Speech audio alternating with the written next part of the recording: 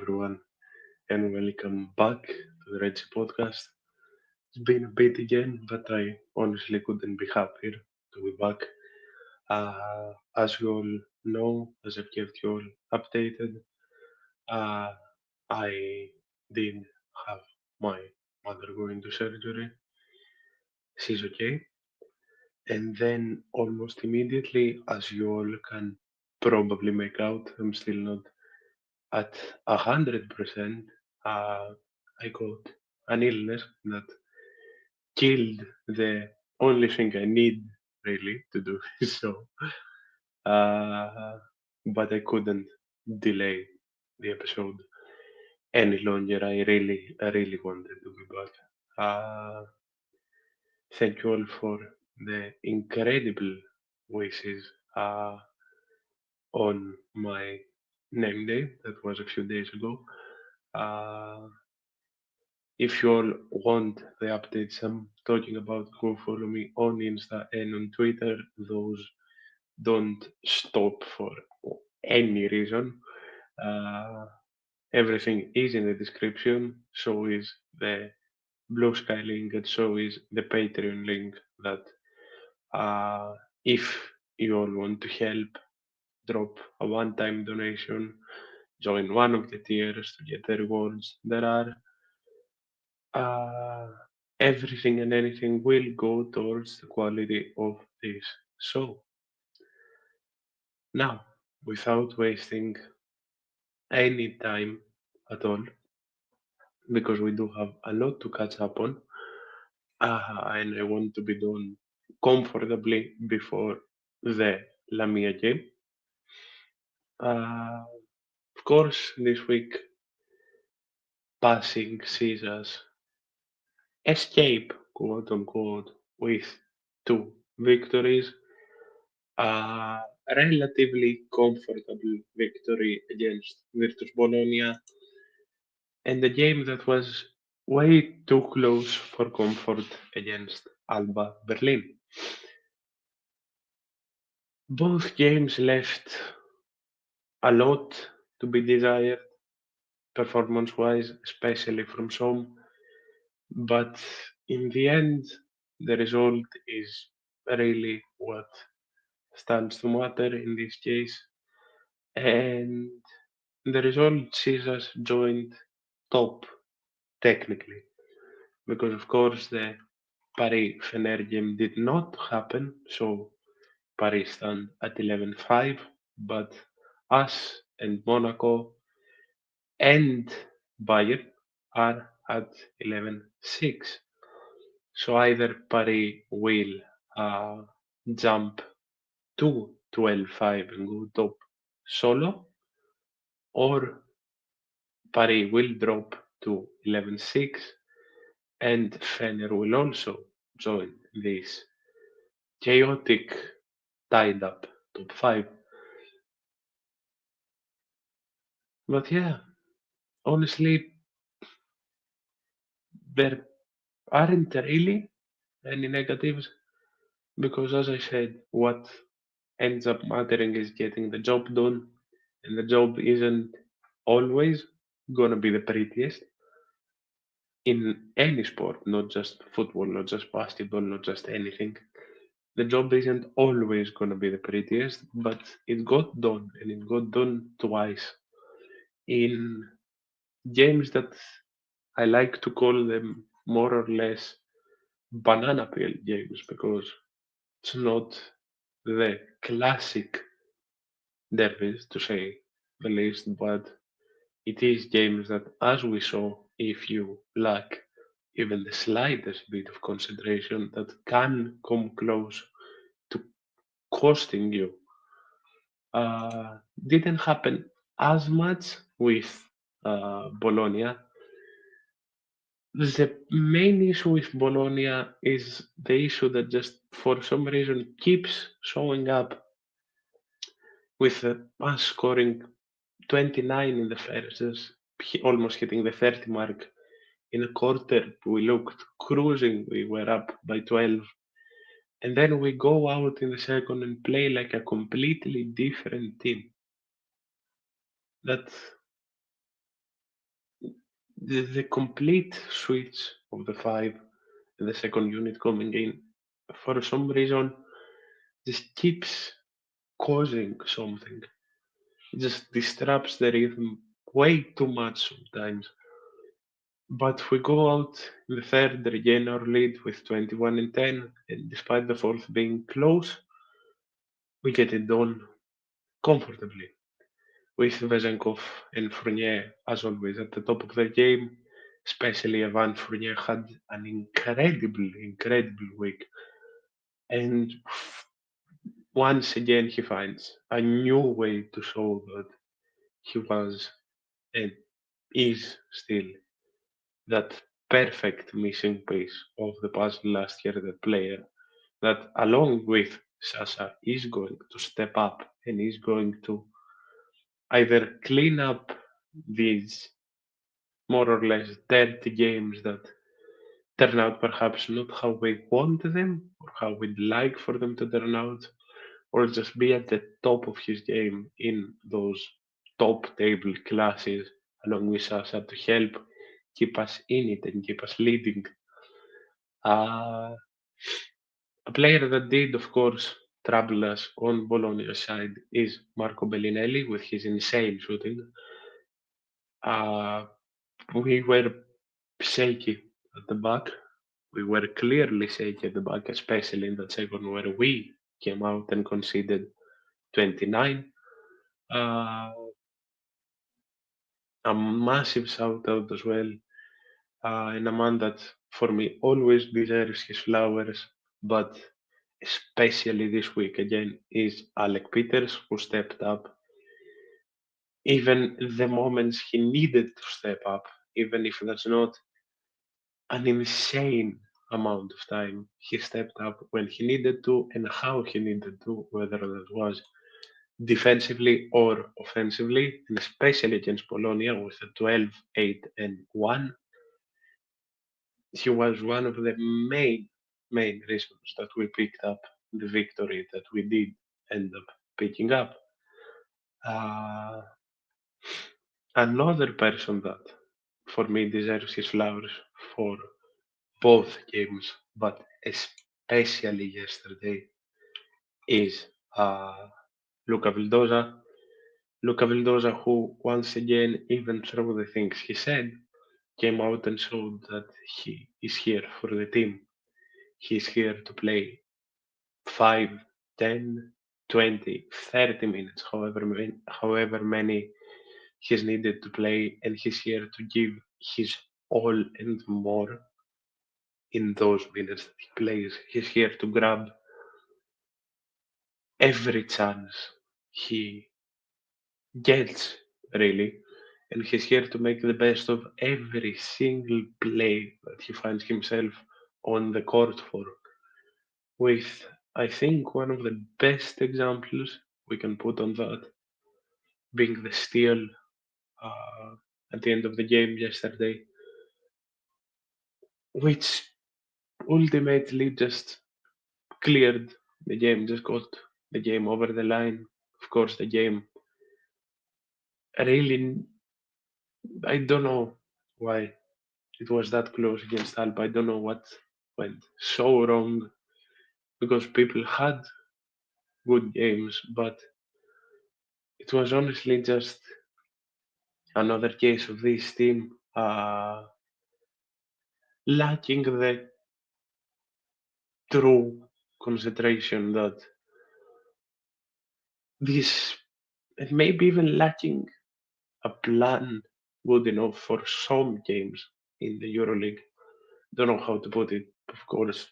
Not my place to judge. I'm just trying to make sense of it all because we can't just go out and say that a win is enough. Of course, a win is the most important thing that we need to look at performances, and I'm sure this team will look at what went wrong against Alba and come out and improve it.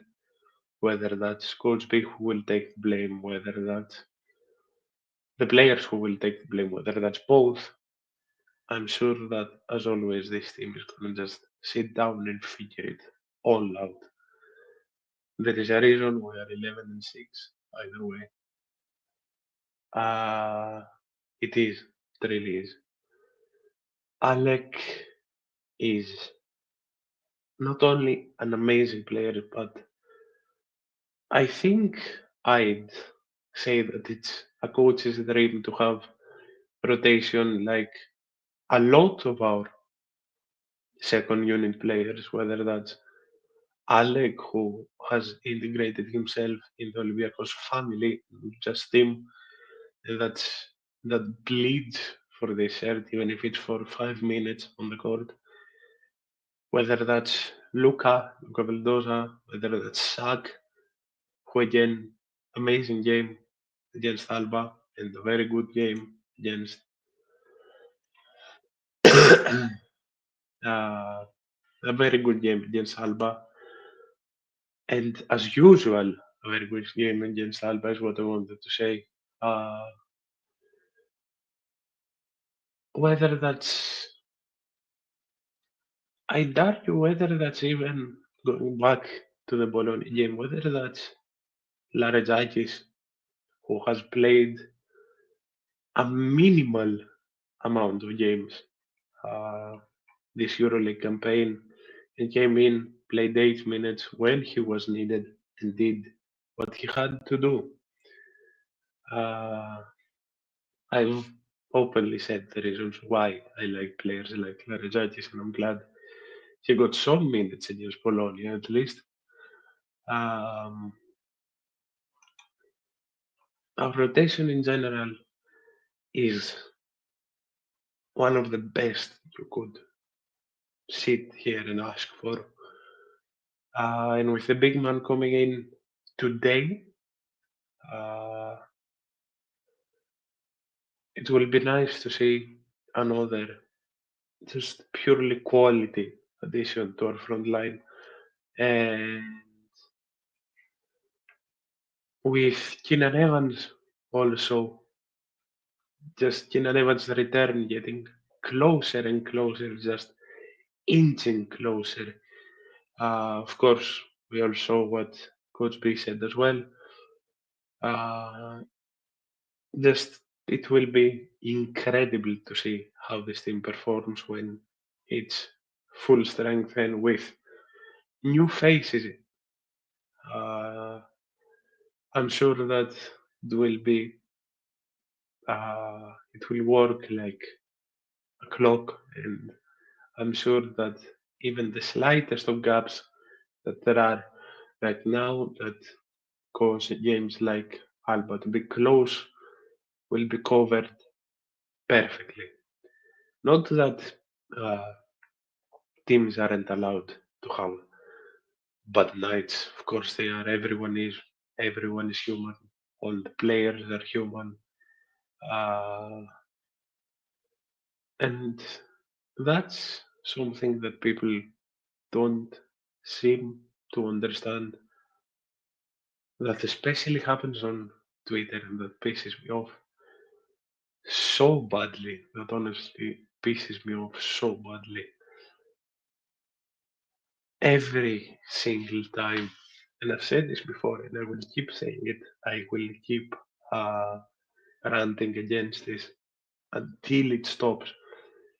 Every single time. There isn't necessarily uh, any bad game, but even if there is a bad quarter, even if there is a bad play,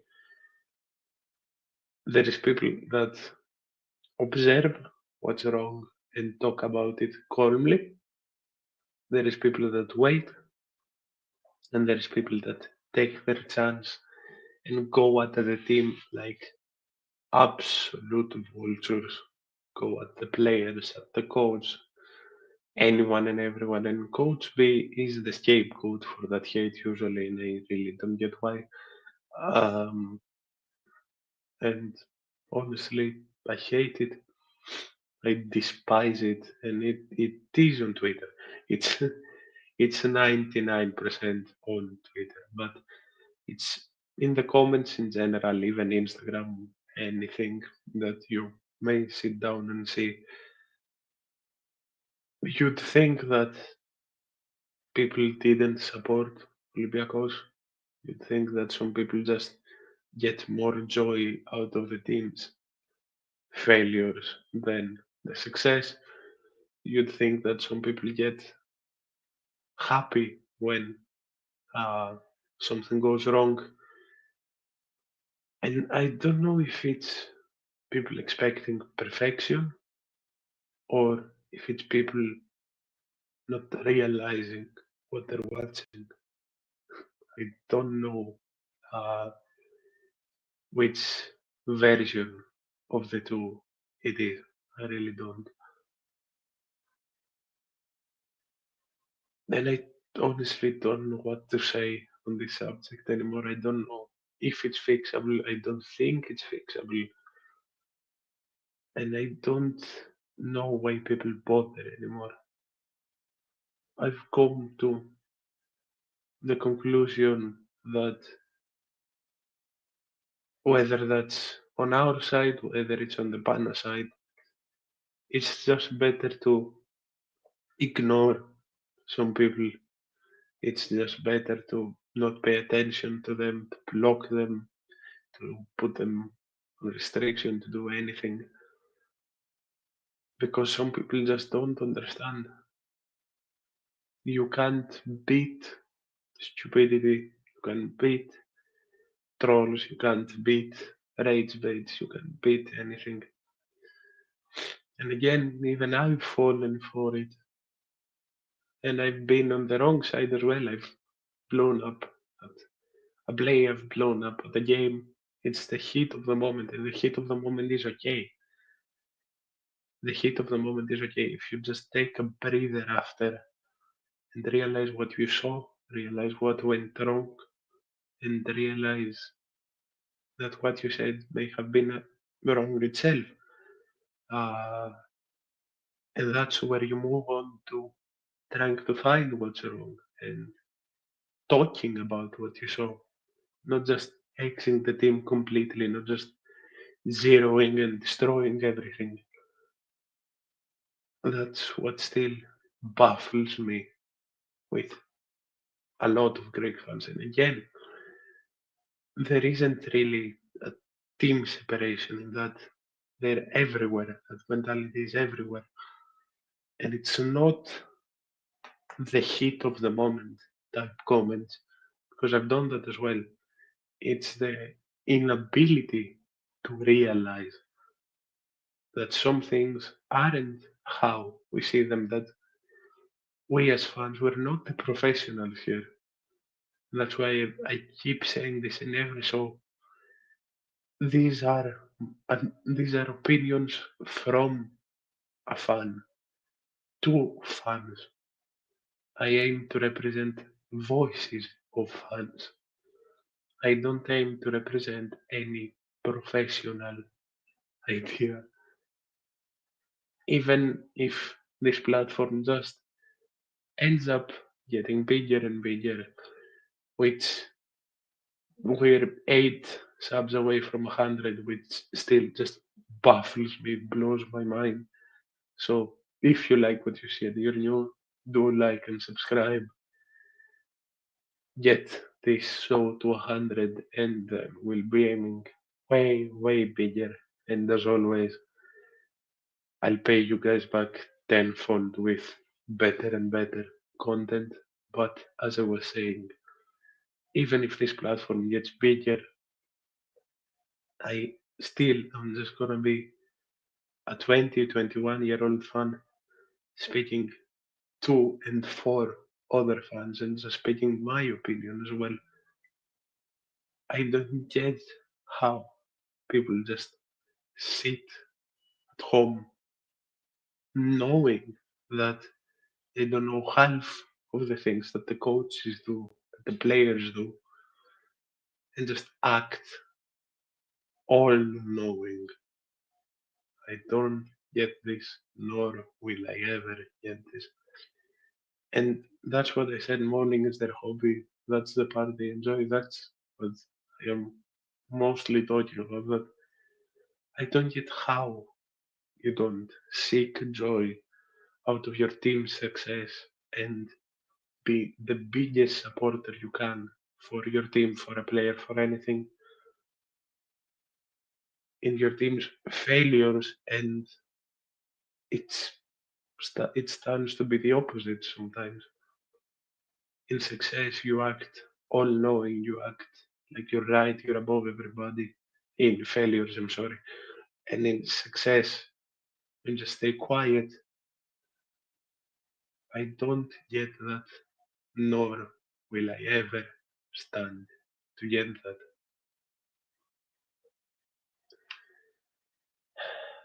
Just like I don't get the toxicity, honestly. Uh, for example, the whole Lesor thing. Uh, of course, I just want to sit here and say it publicly as well. Just I hope Lesor is back as soon as possible. His reported time away will be 4 months. His injury was brutal, and I really hope that the surgery goes amazingly and that he's back better and stronger than ever. But the fact that his injury, while at least the community I surround myself with, everyone wished him the best. Christophe Bafes came out to wish him the best. Barjokas came out to wish him the best. The fact that his injury was used as leverage to attack the team Olympiacos by some Panathinaikos fans, while the same people uh, even used their caretaker's death to attack Olympiacos, and just this constant back and forth toxicity. Because again, I'm not just talking about Panathinaikos. This toxicity is on both sides. Sadly, toxicity doesn't nor has it ever seen color. It's just constant back and forth through every excuse, injuries, deaths, anything and everything. Outside the derbies, outside the games, just the will to harm each other, the will to go after each other. I'll never get it. And honestly, uh, I hope that up to a level it someday stops. And I will always advocate for toxicity like that to just stop or go as low as it can go. Uh, moving on, because that was honestly a more or less unexpected run of a good 13 minutes, I think. Uh, as I was saying, uh, another player that deserves massive props, especially for his game against Alba, is Mustafa Fall. I feel like this is the first time after a while that we've seen the proper move back with 18, 5, and 3 in 25 minutes, just at his top, top level. And if it wasn't, of course, for Evan Fournier showing that he's here to close out every game, he's here to adapt to whatever we need him to adapt to every game and in every situation. Most for me would be the MVP of the Alba game, and excuse me, and I really, really hope that he does continue this top level. Um, another thing that I don't get is a part of what I said before, the player toxicity. Uh, for example, the example that I've brought up many times is that for some reason uh, Ghost is at fault for everything. Uh, I've seen a tweet and I couldn't agree with it more that if by any chance we win the Euroleague with a Ghost 3 that people would stand there and complain why he didn't pass to someone who could have taken it with more uh, certainty. And it's not only because I don't necessarily understand why some people are scapegoats and why even in wins there is always something to complain about. As important as Sasha and Evan are having an informed fan who will win as the Euroleague, I agree and sort of, well, not disagree, I agree. But uh, I think that Sasha and Evan are just them being on form, are just up here, and just players like Far are a bit below, just a tiny bit below, I think. Sasha and Evan being at the top of their game is a level of priority just a tiny bit above everyone else. But for sure, Fall is one of the most important cogs of this machine, same as Nikola Milutinov and Mensa, now that he will come in. For me, big men win games. It's not just guards that win games. Uh, so, of course, I'm putting a lot of priority to those two. And another player that I will personally give my flowers to, uh, a player that honestly gets not necessarily hate, but a player that will uh, go so unnoticed sometimes. That's Thomas Walkup, who for me is still just one of the vital pieces of this puzzle and will always be one of the vital pieces of this puzzle. It's a player that people love to hate and hate to love. Player that had a very good week, both games. For me, he was very good in both games. And this is a perfect uh, transition to this comment that defense is always the one that wins you titles. I've said it many times that Olympiacos basketball has the main pillar at the top, and that writes defense. If we play good defensively, we win comfortably. That's been proven time and time and time and time again. And who's that main pillar in the back? At least from the guards, that's Thomas Walkup. Of course, the defensive plays of Luca Vildoza are nothing to go unmentioned. They are more than important, but Thomas Walkup will always be a vital piece, especially in the defense. And again, if this team plays well defensively, it will shine offensively as well. This has been the thing for the past 3 years. The pillar of this team is defense. And as the comment says, defense is the one that will win you the titles.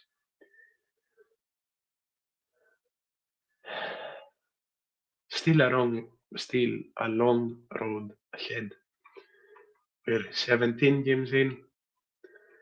Uh, a very, very tough schedule is coming up.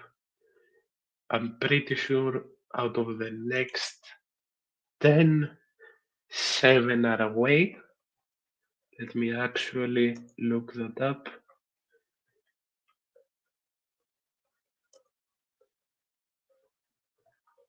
And going into that stretch of games, we need to be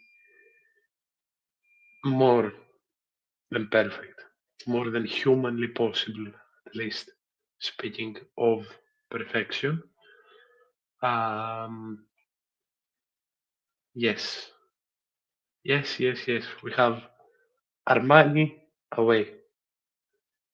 We then go to Kaunas. We come home to play Bayern. Then it's Baskonia and Real both away. Then it's Fener and FS at home. Then it's Paris away. It's Barcelona away. And it's Bologna away. And then we have a streak of 3 games at home of Partizan, Panathinaikos, and Zvezda. Then it's Asvel away. Then it's Monaco at home, Alba away, and the regular season, finishes with Maccabi at home. This stretch of away games, while it has some breaks, is absolutely brutal. It's an inform Armani away. It's a Zalgiris with Alon Wolger that despite having a bad game against as well is more than vital in winning games. It's Bayern that are with us in the league, but thankfully that's at home. Then it's the Baskonia that, despite the bad form, is always tricky to play away.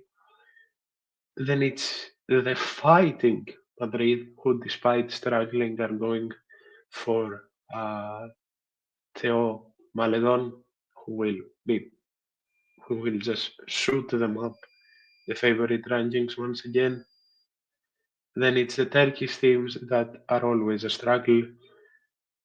Then it's Paris, who by then may still be top at this rate. I still don't believe that this team will just blow up despite a slight dip in form with 2 losses. Then it's the ever strong Barcelona. And then it's, as we saw, the tricky Bologna. We can't afford to drop a lot of games in this stretch, so we will need to be at the very top of our game, even with the last player in the rotation. It will need to be perfect. Was the Euroleague right to postpone the Paris Fener match, or should the team lose if they cannot fulfill a match? Uh, I actually wanted to talk about that, so thank you for reminding me. For those of you who didn't see, of course, the reason that the game didn't happen is because there was a sickness spreading and the match squad couldn't be fulfilled. Uh, and the man that came out and quote unquote criticized, more or less disagreed with that decision, was Evan Fournier. And I agree with Evan Fournier that players play injured, hurt, sick every time. And I will come out and say that if you can't fulfill a squad one way or another, you should be deducted the game on paper. For me, a team needs to be prepared for cases like this, and of course, not make the players play, but have a rotation that's good enough to at least go for a game. Now, if it's another case that the game needs to be postponed, of course, that's no situation, that's no discussion. It just goes if it needs to go. But I do fully agree with what Evan Fournier had to say. Now, the fact that it happened, you can't change it. You can't change it. It happened. I just wonder when that game is going to fit in the insane scheduling that the EuroLeague has. But that's a problem for them to find out. Uh, Next game is a day after Christmas, the 26th, at 9:30 at night Greek time. So that will be a very, very interesting game. Uh, as you all can hear, my voice is giving out, so I will slowly start closing. I should be back uh, either tomorrow or on Monday to talk about football and do a keep, loan, sell, and talk about the transfer rumors as well. And even through the holidays, the show will still work at full force. Uh, I hope you all enjoy your breaks. I hope you all enjoy any time you have. I hope you all have a wonderful holiday uh, week and weeks. And I will be keeping you the best company I can, not I have, throughout them. See you guys soon. Thank you so much for being so understanding. And I'll give you everything I can.